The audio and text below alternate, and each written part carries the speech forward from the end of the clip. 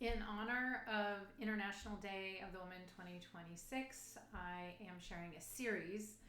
And today we're going to talk about, and throughout the series, on promotion velocity, retention protection, deepening a leadership bench for women in leadership, and also avoiding lost productivity and lost revenue during disruptive times. And with proven tools, proven, repeatable, and pressure-proofed processes and frameworks, this can actually and absolutely get done. So what we're going to talk about today is emotional resilience and strategic partnerships.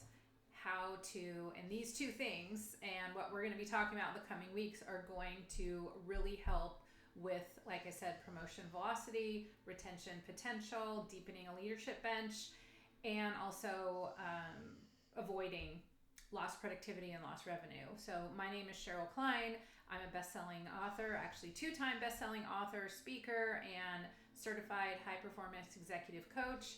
And I specialize in helping women leaders and rising leaders to build Olympic-level confidence and FBI grade strategic influence. So today, emotional resilience and strategic partnerships.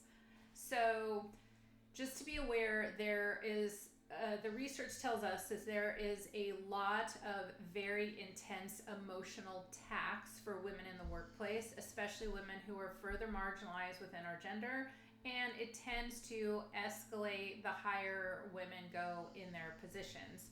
So that is something to be aware of, and something that is incredibly important to make sure that your women leaders not only have the tools, but also the strategic partnership to maneuver through these so they can keep going. And so what happens if this is the case? What happens if they are equipped with some of these pressure proven and proven processes?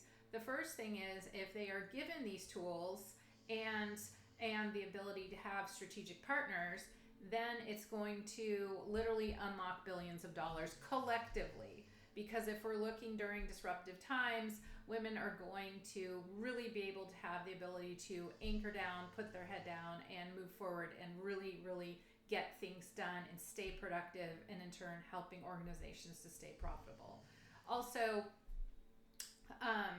they're going to stop being impacted by ego or narcissistic driven behaviors, which do exist either fortunately or unfortunately, internally and sometimes externally. So understanding how to distance from those behaviors, how to maneuver around them, and actually how to get those personalities on their side to help fuel their success is going to be incredibly helpful, not just emotionally, but also tactically, and also when it comes to profitability. And finally, what's going to be incredibly important as we move through 2026, and all we're hearing about is AI, which of course is very, very important, but also it's going to be incredibly important, especially if we hit a speed bump or hit some disruption, is that having these tools are going to help leaders to deepen trust, to deepen loyalty, and also to build deeper relationships, which at the end of the day are what's going to help weather the storm and help companies and organizations to be as profitable as possible and productive as possible. So what is the first step to developing emotional resilience and also strategic sponsorship?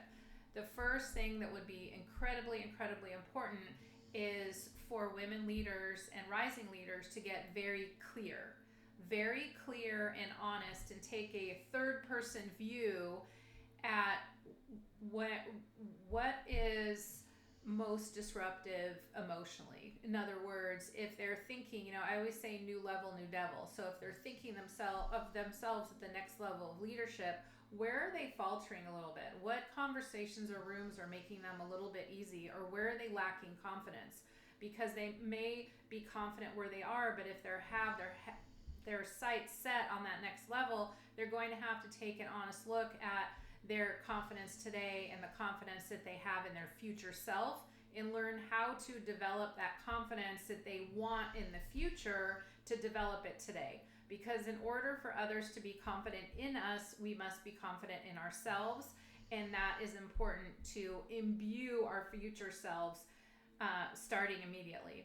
And then finally, also, for strategic partnerships, a lot of times, not just thinking about who would be the best strategic partner now, but who, assuming, that with the end in mind, assuming that they have the position that they want, whether it's an executive role or whether it's a board seat, whether what have you, their next level of influence, really thinking about who's going to be the most important person that they will need to align with, and then owning and feeling worthy of that conversation, and then thinking through what do they have to bring to the table for that conversation, because they have value too.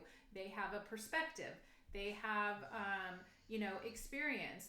So really thinking through also how to make that conversation valuable for the person that they want to talk to, and being very clear on the desired outcome that they would like, and then really thinking that through and getting very clear on that. And then finally, like I mentioned, giving themselves permission to perhaps talk with the person or the people that they think might not give them the time or might not want to talk to them, or maybe is too far along or what have you.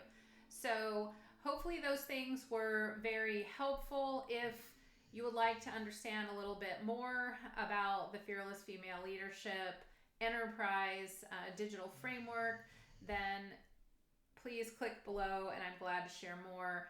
I am cheering you on, here to support you or your organization, either in speaking, one-on-one coaching, or what's been incredibly helpful now is leading peer advisory mastermind. So if you'd like to have a conversation or I can support in any way, please do reach out.